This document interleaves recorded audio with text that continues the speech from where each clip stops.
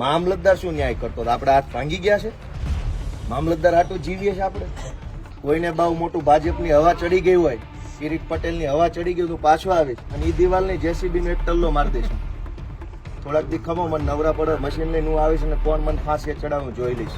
આખા ગામને દબાવે અને આખું ગામ જોઈ રે, એ શરમનો વિષય છે. ધારાસભ્યને ફાંસીને ફંદે લટકાડવા નિર્ણય કર્યો છે. કોના હિંમત છે એમ જોઈએ છે.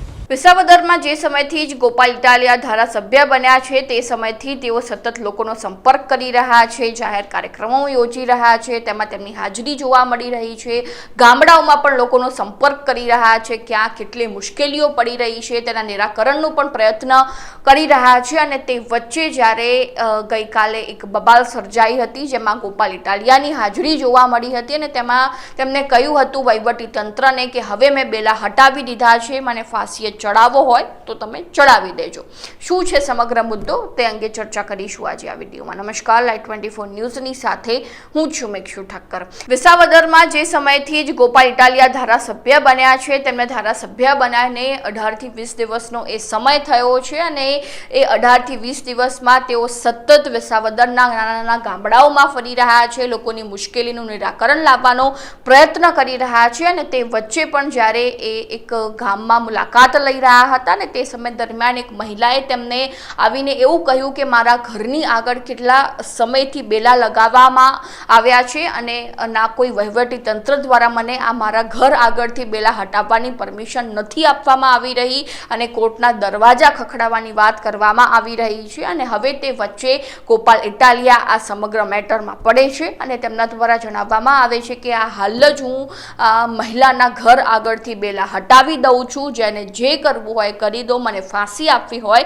તો ફાંસી પણ આપી દો. તો આ મુદ્દા અંગે તેમણે વધુમાં શું કહ્યું એકવાર ગોપાલ ઇટાલિયા પાસેથી સાંભળી લઈએ. આખા ગામને દબાવે અને આખું ગામ જોઈ રે, એ શરમનો વિષય છે. એક બેનના ઘરની આગે આ બધું બંધ કરી દીધું અને કોઈ એને કઈ કે નહીં. મામલતદાર શું ન્યાય કરતો હતો? આપણે હાથ ભાંગી ગયા છે? મામલતદાર આટલું જીવીએ છે આપણે? આટલી હદે ખોટું થયું. આ કોર્ટમાં ગયો ભાઈ તોય નિર્ણય નો દીધો અમને આજે 8 વર્ષ. આ નિર્ણય થઈ ગયો, જેને મને ફાંસીએ ચડાવે ફાંસીએ ચડાવી દે. ધારાસભ્યને ફાંસીને ફંદે લટકાડવા નિર્ણય કર્યો છે. કોના હિંમત છે એમ જોઈએ છે. એક બેન આરે આવું વર્તન થાય, આ કઈ વ્યાજબી વાત છે? ભાઈ ફટાક્યા દિવાળી અહીંયા ફોડાવે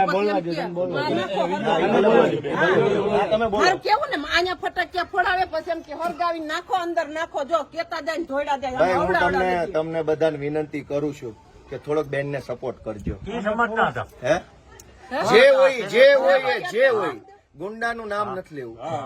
તમે બધા ભવિષ્યમાં ગમે જ્ઞાતિના હોય, બધી જ્ઞાતિના છે, બધા ધર્મના માણસો. ખોટું થતું એને બોલવાની ફરજ તો બધા ધર્મમાં લખી છે કે નથી લખી? બધાના પોતપોતાના ધર્મ ગ્રંથોમાં છે કે નહીં? તો આ બેન ને બીજી વાર હતો હું પાછો આવીશ, જો કોઈને બહુ મોટી હવા ભરાઈ ગઈ છે ભાઈ ઘડીક નુરાભાઈ, કોઈને બહુ મોટું ભાજપની હવા ચડી ગઈ હોય, કિરીટ પટેલની હવા ચડી ગઈ તો પાછો આવીશ અને એ દિવાલની જેસીબી નો એક ટલ્લો મારી દઈશું. થોડાક દી ખમો મને નવરા પડે મશીન લઈને હું આવીશ અને કોણ મને ફાંસી ચડાવું જોઈ લઈશ. આટલી હદે નાગાઈ કરવાની, આટલી હદે દાદાગીરી, કારણ કે માધવનું માણા બોલે એમ નથી એટલે કરી ભાજપના માણસ એટલે આપણે આમાં રેકોર્ડિંગ કરીને પછી બધાને બાટે ના બાટે પણ અમે આપી દો. આખી ગુજરાત ને બતાવો કે બેન આરે ભાજપના ગુંડાઓ છે એ કેવું વર્તન કરે. આ મેન ગેટ છે, થોડાક પાછા હટીને બતાવો તો બધા પાછા હટી જાવ, શું ઘટના બની. આ મેન ગેટ છે બેનના ઘરનો. થોડા ભાઈ પાછા હટી જાવ, બધા નીચે હટી જાવ, બધા બતાવો તો બેલા બતાવવા દો. આમળો હટાવો. આ બેન નું ઘર છે, આ વિશાળ અડમતિયા ગામ છે ભેસાણ તાલુકાનું. આ મેન ગેટ છે એનો.